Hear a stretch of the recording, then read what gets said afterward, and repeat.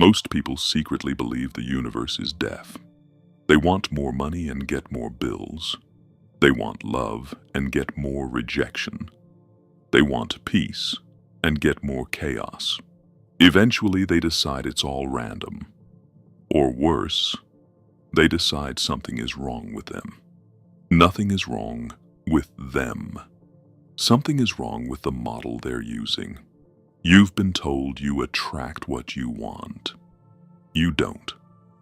If that were true, every desperate person would be rich, loved, and fulfilled. Every person praying from fear would be protected. Every person begging to change would wake up with a new life. But that's not what happens. The field doesn't move because you want something. It moves because of what you are. The identity you inhabit, the state you broadcast, the self-concept that feels most like me. You don't attract what you write on paper. You attract what your nervous system has accepted as normal. That's identity physics. You can think of reality as a mirror with no sense of humor and no mercy. It doesn't show you what you wish you were. It reflects what you keep being. Not occasionally, not when you're in a good mood, but consistently over time, under pressure. You can stand in front of that mirror, stare at your own reflection, and repeat, "I am abundant," while your body tightens with fear. Your stomach knots when you open your banking app, and every decision you make screams, "I don't believe I'll be supported."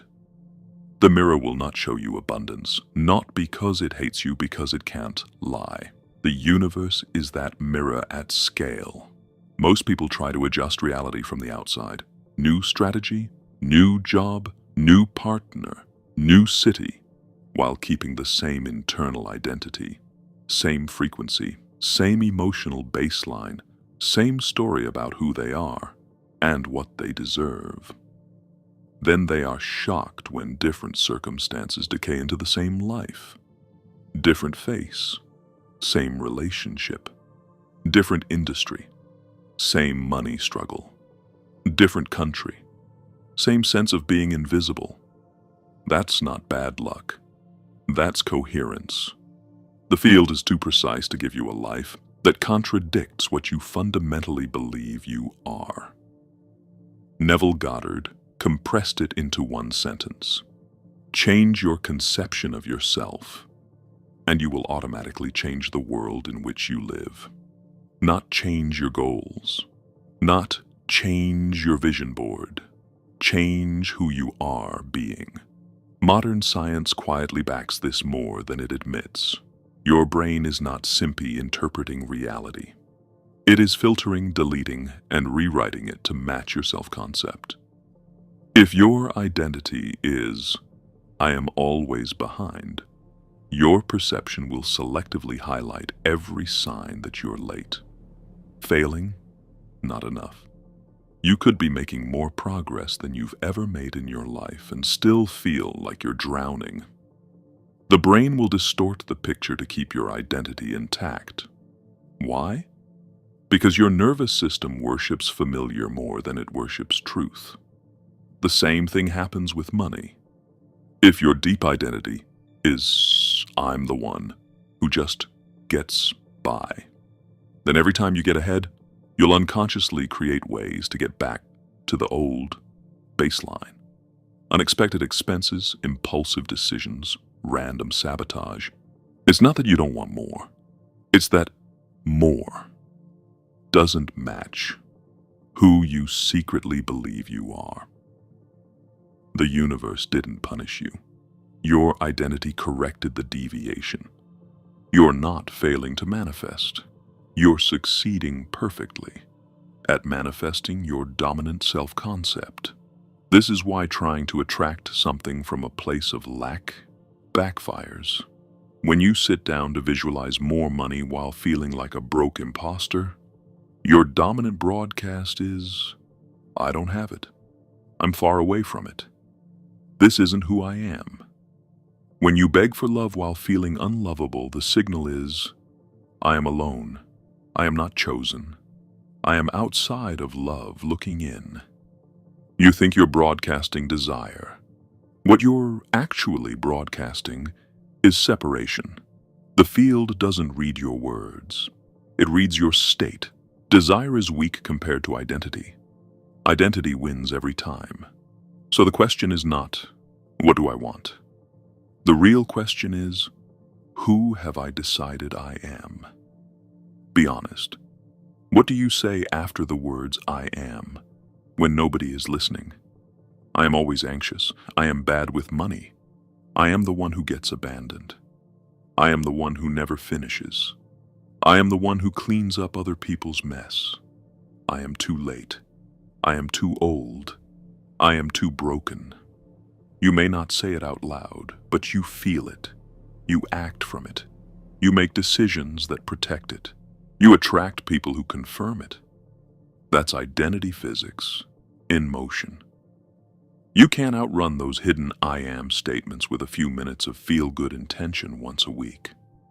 They're embedded in your posture, your tone, your micro-expressions, the way you walk into a room, the way you answer opportunity when it knocks. This is why some people walk into a space and everything orients around them, while others seem to disappear in plain sight. Same room, different identity. The field rearranges itself around the one who has less internal contradiction. The dangerous part? Your identity is usually built from pain, not truth.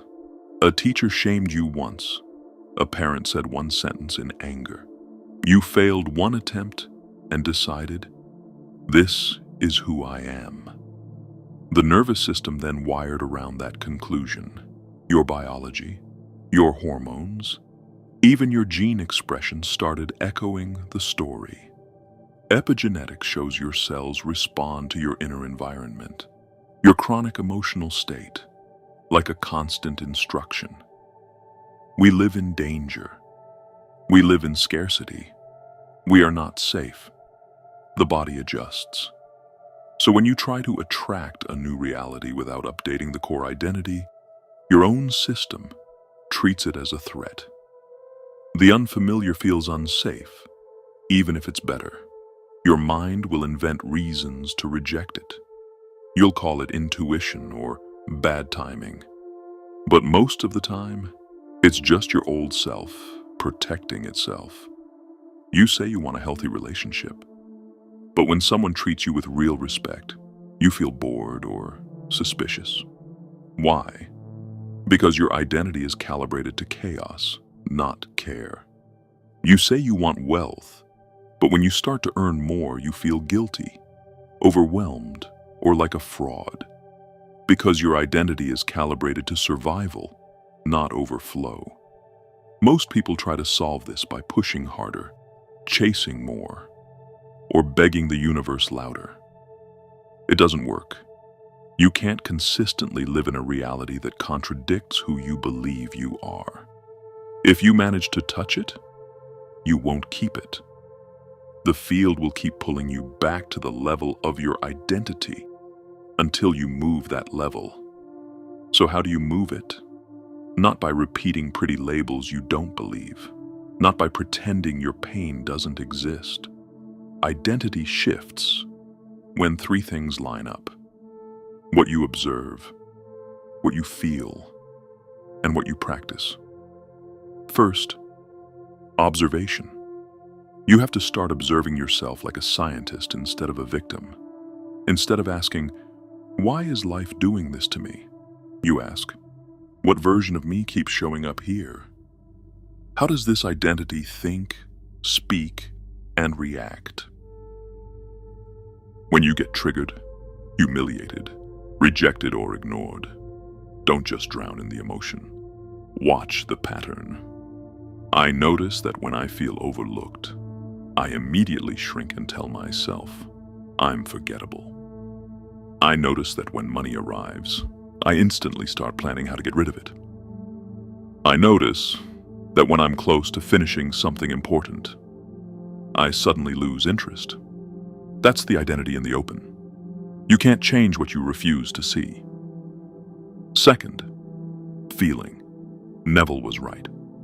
Feeling is the secret, not a random emotion. The feeling of being someone else. Identity doesn't change just because you understand a new concept.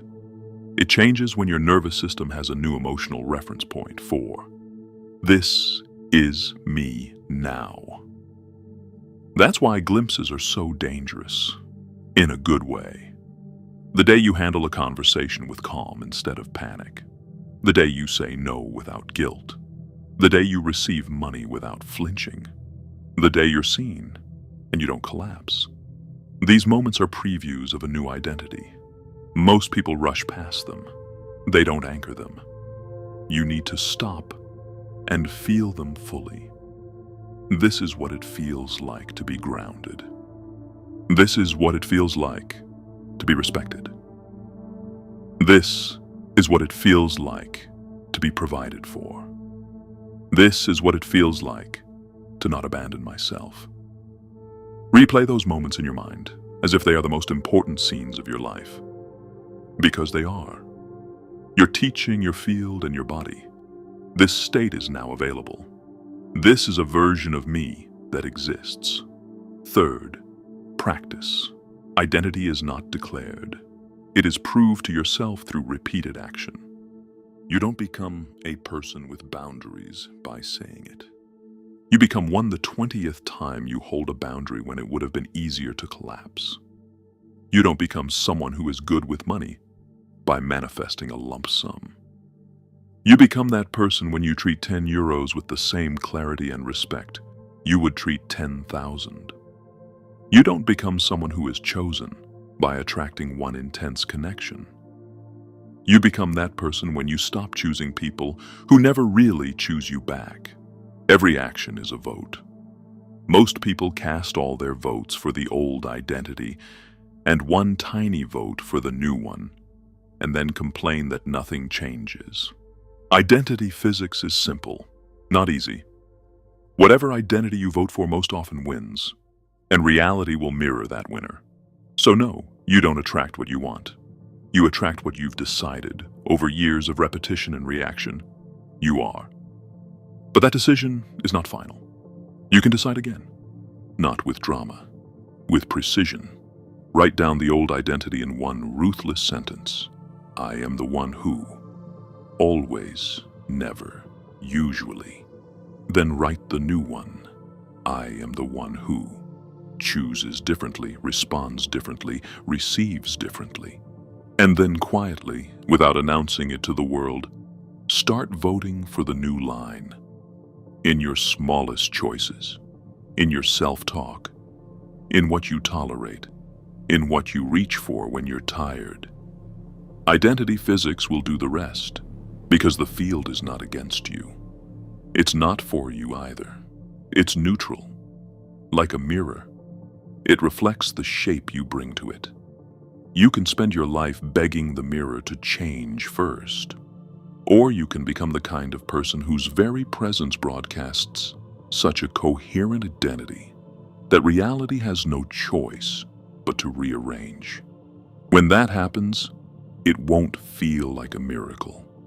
It will feel like the most normal thing in the world. Because by then, being that person won't be a stretch.